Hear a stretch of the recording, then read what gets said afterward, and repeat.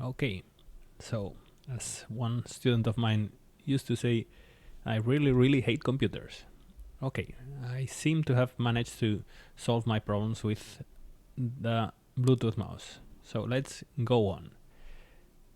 To recap, I'm at the third iteration of my insertion sort algorithm. So at this point, I equals 2. Let's see that in the Jupyter notebook. Okay, here it is. Okay, so at this point, I'm at the third place of the list, second iteration, and I equals 2. Okay, let's see it again in the slides. And what I need to do is insert 7 in its correct position. I'm going to start with pause at 2. Okay, let's see it here. Pause will start with 2. Current will be 7, which is the element that's in position 2. And what I'm going to do is start with the current position, so 2, and I'm going to check them all until I reach the start of the list and see how many elements are bigger than current. Every time that happens, I'm going to decrease pause once, and I'm going to move that element one position to the right. Okay, so how would that work here? I would come here, see, okay, this pause is 2. This is bigger than 7, so pause needs to be 1, and this guy needs to come here. Okay, and then I would come here and say, okay, this is not bigger than 7, so I don't need to do anything else, and I'm at the start of the list, so I'm done.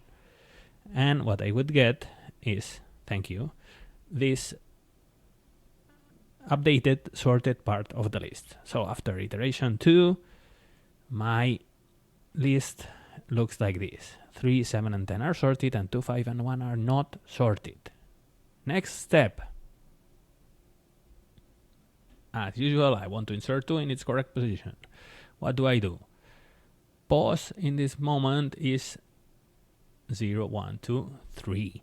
And what I want to do is see how many elements before are bigger than 2. Every time that happens, I'm going to decrease pause 1, and I'm going to move the corresponding element to the right. So I'm going to come to 10 and say, okay, this guy is bigger, so this guy should move to the right, and pause should be decreased in 1. This guy is also bigger. This guy should also move to the right, and pause should be decreased by 1. I started with pause equals 3, so because I decreased it by 1 here and by 1 here, 2, 1. And then I will come here and say, oh, 3 is also bigger than 2.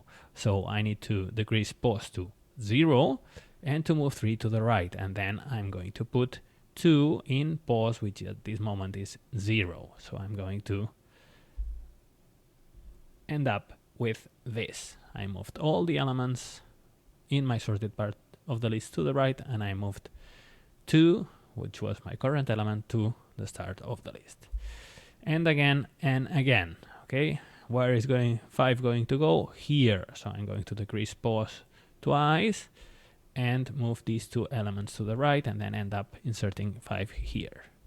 And to end up this execution of insertion sort, I would end up with 1 that I need to move all the way down here. So I will decrease pause once. Pause will start being 0, 1, 2, 3, 4, 5, and I will decrease it 1, 2, 3, 4, and 5 times. So pause will end up being 0, and this guy will go here, and all of these elements will be moved 1 position to the right, each at their own time.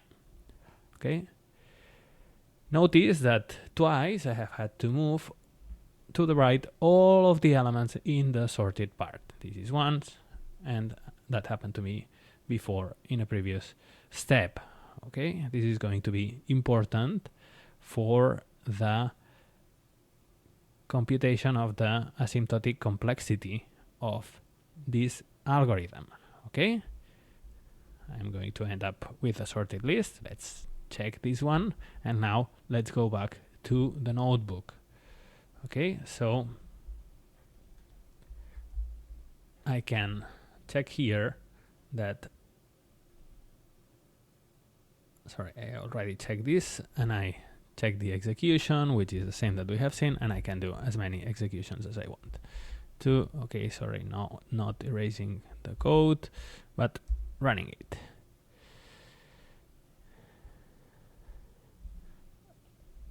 I need to run the verbose section, and I get as many executions as I want to. And thanks to all of those print statements that I added before, I can see how my insertion sort algorithm works, and we saw an example in lots and lots of detail. Okay, let's now move on to the computational complexity of this algorithm. Okay, let's modify the code slightly so I don't always get the print statements. I have added a verbose Boolean value, which by default is false, so I will only get all of these print statements if I tell it to give them to me. And I'm just going to first check that my algorithm is working properly. And to do that, I can do a very simple kind of automatic check using the capacities of modern computers and my own ability to code, which is that I have some repetitions, 100 in this case, and I'm going to generate some random lists. I made them all of length 100, but you could make them grow, whatever.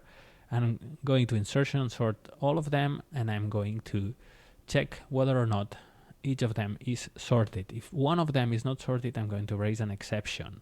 An exception is a special type of value that Python code can throw. The correct verb for this is throw, that can raise, that can generate, so that I know that something wrong happened.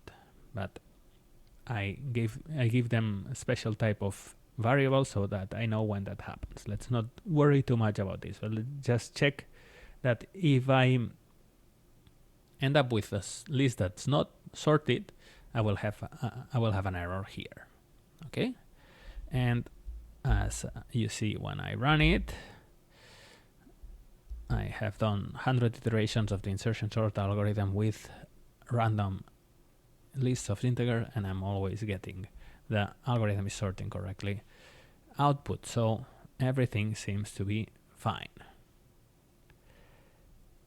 Now I'm going to move on to the computational complexity of insertion sort, and I'm going to be on that in a minute. But before I do that, and spoiler alert, insertion sort is going to be quadratic, is going to be n squared complexity algorithm. I'm going to run insertion sort a few times with lists of growing length. Okay, so I'm going to start with an I in this range. So I'm going to start with 10, then 12, 14, all the way up to 1000, which are not super long list lengths, but insertion sort is quadratic, and that generally is slow. So insertion sort in general should not be used for practical purposes because, as I'm saying, it isn't a slow algorithm. But let's just get some executions out of it. Okay, as you can see, it takes a while, even in a pretty fast computer where I'm recording this. And by recording the time and plotting it, I can see that the tendency as the size of data grows is very prettily, with all its usual spikes, but it's a very pretty quadratic tendency. As we saw in last session, that's not, let's say, proof that the complexity of my algorithm is quadratic, but it's a nice hint. Okay, and let's now move on to actually checking by following the trace of execution and seeing what the worst case scenario can be, what the theoretical complexity of the insertion sort algorithm actually is.